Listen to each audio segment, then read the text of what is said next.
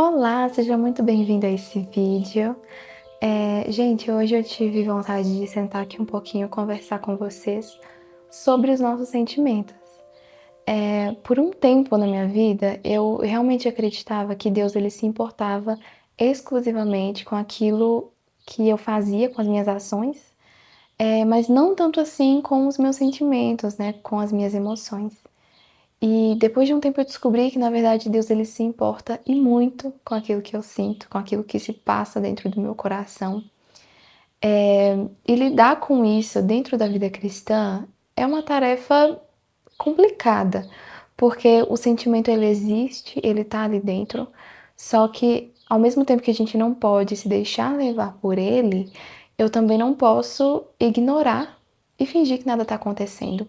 Então eu preciso aprender a encarar esse problema de frente, esse sentimento de frente e deixar Cristo transformar o meu coração, deixar o Espírito Santo trabalhar na minha vida. E por vezes nós negligenciamos os nossos sentimentos e a influência que eles têm sobre a gente. Mas um estresse não tratado, por exemplo, ele pode virar um burnout. Uma ansiedade não tratada pode virar uma crise de pânico, ou uma tristeza não tratada pode virar uma depressão. E justamente por se importar com o nosso bem-estar e com os nossos sentimentos, Deus, ele quer que nós aprendamos a lidar com os nossos sentimentos e deixar que o Espírito Santo haja sobre a nossa vida. Então, encarar o nosso lado sentimental com olhos bíblicos para conseguir discernir se aquele sentimento que tem frutificado no meu coração é benéfico ou não para mim é extremamente importante. E é claro que a gente passa por situações que é extremamente difícil, sabe? Por exemplo, não é fácil você, depois de passar um dia difícil, não deixar a tristeza brotar no seu coração, não deixar a angústia transbordar, sabe? Não é fácil quando você é injustiçado, quando alguém te maltrata, não deixar a raiva te dominar naquele momento. Mas não é impossível. E justamente por não ser impossível, a gente busca essa melhora em Deus. Eu, por exemplo, enfrentei a depressão por um período na minha vida e foi bem difícil, sabe? Eu ficava extremamente apática e aérea a tudo que estava acontecendo. E foi na minha adolescência, então ao mesmo tempo eu era muito imatura.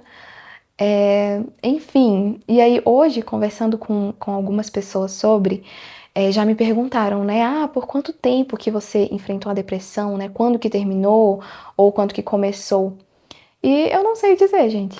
Não faço ideia de quanto tempo durou, porque eu perdi totalmente a noção de tempo, a noção de realidade. Era como se todo mundo estivesse seguindo assim por um rumo e eu estivesse no meio de tudo assim perdida, sabe, sem saber o que fazer. A minha vida realmente tinha perdido o sentido. Então, foi um período bem complicado e nesse momento, nesse período também, eu coloquei em xeque a minha salvação. Porque eu cumpria ali certinho a cartelinha da vida cristã, né? Eu ia para a igreja aos domingos e quarta-feira, eu usava roupas decentes, eu não falava palavrão, eu não bebia, não fumava, eu não frequentava lugares que crentes não frequentariam. Então, na minha cabeça estava tudo certo. Só que eu não tinha certeza da minha salvação. E eu não conseguia ter essa certeza porque eu ainda não era convertida. Então, eu cresci num lar cristão, eu vivi ali na igreja, né, durante esse tempo todo, só que eu não conseguia compreender realmente a verdade do evangelho. E aí chegou um momento em que eu me converti, e quando eu me converti, foi como se a minha mente, tipo, tivesse aberto assim, sabe? A minha visão sobre as coisas mudaram. Minha visão mudou, né? Perdão. Minha visão mudou sobre as coisas e eu realmente senti vontade naquele momento de consagrar o meu coração ao Senhor.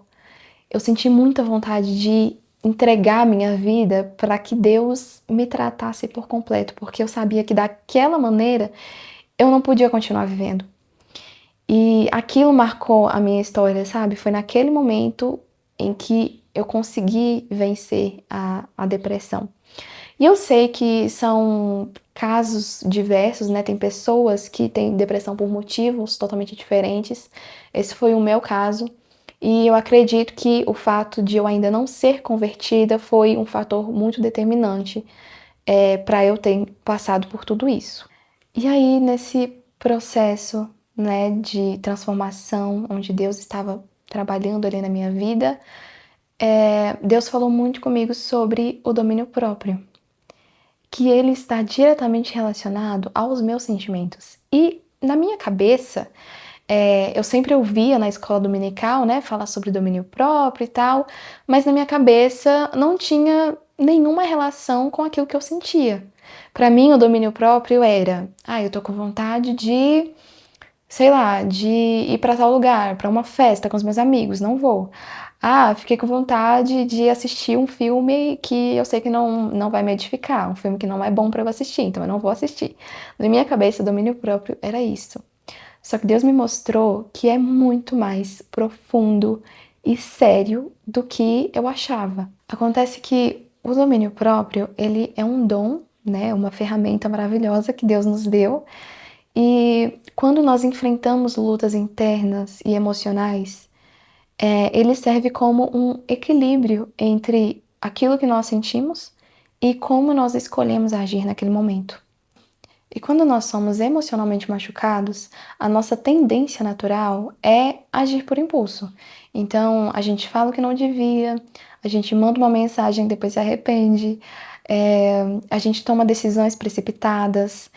E quando nós temos o domínio próprio, ele nos capacita para dar essa pausa, sair um pouco de cena, respirar, refletir sobre aquilo e agir com sabedoria a partir disso.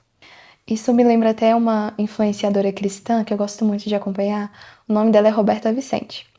E fizeram uma pergunta para ela sobre controlar a ira, né? E aí perguntaram: Beta, como é que você faz para não se irritar, para não ser ignorante com as suas filhas em momentos estressantes, né? E aí ela fala exatamente isso. Ela falou: olha, eu costumo sair de cena, então eu me retiro um pouco daquele caos. Eu reflito sobre o que está acontecendo, então eu entendo que as minhas filhas são imaturas ainda, elas não conseguem agir de forma perfeita porque elas são crianças. Eu sou a madura dessa casa, eu sou a mãe, então eu preciso saber agir corretamente e pacientemente. E aí ela volta para a cena e assim ela vai fazendo, né, esse jogo de cintura para não agir irresponsavelmente, para não deixar as emoções tomarem conta, né, daquele momento. Então, é isso que Deus espera de nós. E é isso que caracteriza também o domínio próprio. O domínio próprio não é só uma coisa simples de, vou decidir não fazer isso e pronto, não vou fazer. Não vou fumar porque eu não quero. Não, o domínio próprio também está relacionado às nossas emoções, aos nossos sentimentos e ao controlar aquele impulso que o meu lado pecaminoso tem, entendeu? Então, o meu pecado quer que eu grite, quer que eu fale coisas negativas, o meu pecado quer que eu surte aqui, mas o Espírito Santo me dá um domínio próprio para eu saber pisar no freio. Então esse é um hábito realmente muito bom, sabe? Você sair um pouco de cena para refletir sobre tudo o que está acontecendo. Tem uma outra coisa que eu faço que é muito bacana e me ajuda demais, sabe? Nesses episódios assim, que é trazer à memória versículos que falam sobre o que eu tô sentindo naquele momento. Então, versículos tipo, seja pronto para ouvir, tardio para falar, tardio para se irar. Tem um que eu gosto muito que fala assim: a boca do tolo é a sua própria destruição, e os seus lábios são laço para a sua alma. Olha só que forte, gente. Pra gente pensar antes de falar, né? Tem a boca, fala do que está cheio o coração. Então, assim, tem inúmeros versículos que nos ajudam nesses momentos. Tem um versículo que fala sobre inveja. Ele diz assim: pois onde há inveja e ambição egoísta, aí há confusão e toda espécie de males. Então, se você tem problemas com essa questão, sabe, de deixar os seus sentimentos falarem mais alto em momentos assim difíceis, né? Quando você vê, já foi, você já falou que não devia. Tenta colocar em prática, sabe? Essas coisas que a gente conversou aqui agora. Tem até um versículo que fala assim: mas a sabedoria que do alto vem é primeiramente pura, depois pacífica, moderada, tratável, cheia de misericórdia e de bons frutos, sem parcialidade e sem hipocrisia. Então, nós precisamos buscar de todo o coração essa sabedoria, que é pacífica, que é tratável, que é moderada, que não tem hipocrisia. E eu realmente acredito que quando nós buscamos isso, quando nós realmente pedimos isso a Deus de todo o coração, Ele nos abençoa, sabe? Ele multiplica a sabedoria dele em nós. E é isso, gente. Deus, ele é tão maravilhoso que ele nos abençoa com ferramentas, né? Como o domínio próprio, para que a gente consiga lidar melhor com as nossas questões pessoais. E não só isso, ele também contempla, ele acompanha as nossas causas de perto e nos auxilia em todo momento. Ele nos dá o escape, né? Para as nossas tentações e para essas situações difíceis. Então eu acho que cabe a nós entregar esse controle nas mãos de Deus e deixar que Ele trate o nosso coração. E o trabalho do Espírito Santo em nós, ele é gradual, mas não imperceptível. E se você não consegue perceber mudanças na sua vida feitas pelo Espírito Santo, então é um motivo de você se preocupar, de analisar a sua vida, sabe? E entender o porquê que essas mudanças não têm acontecido. E é muito interessante, sabe? Quando a gente para e pensa, nossa, há um ano atrás, nunca que eu aguentaria o que eu aguento hoje. Nunca que eu levaria esse desaforo para casa. Há um ano atrás eu não era tão paciente assim. E é uma coisa maravilhosa quando você percebe que realmente Deus ele tem trabalhado na sua vida, que você tem crescido, que você tem se desenvolvido espiritualmente. Mas é isso, sabe? Enquanto eu continuar tentando melhorar e aperfeiçoar os meus sentimentos ruins por conta própria, eu vou continuar fracassando. Porque o domínio próprio é justamente o ato de eu entregar nas mãos de Deus o controle sobre a minha vida. E aí, em contrapartida, o pecado me faz querer ter o controle de tudo à minha volta, de controlar tudo. Mas o Espírito Santo de Deus, esse maravilhoso, nos mostra isso, que Deus ele é o único capaz de nos tirar do lamaçal do pecado e nos fazer pessoas melhores. E aí ele vai trabalhando em nossa vida até que ele venha. E eu vou finalizar esse vídeo com um versículo que tem falado muito ao meu coração ultimamente, que diz o seguinte: sede vós também pacientes, fortalecei o coração, porque a vinda do Senhor está próxima.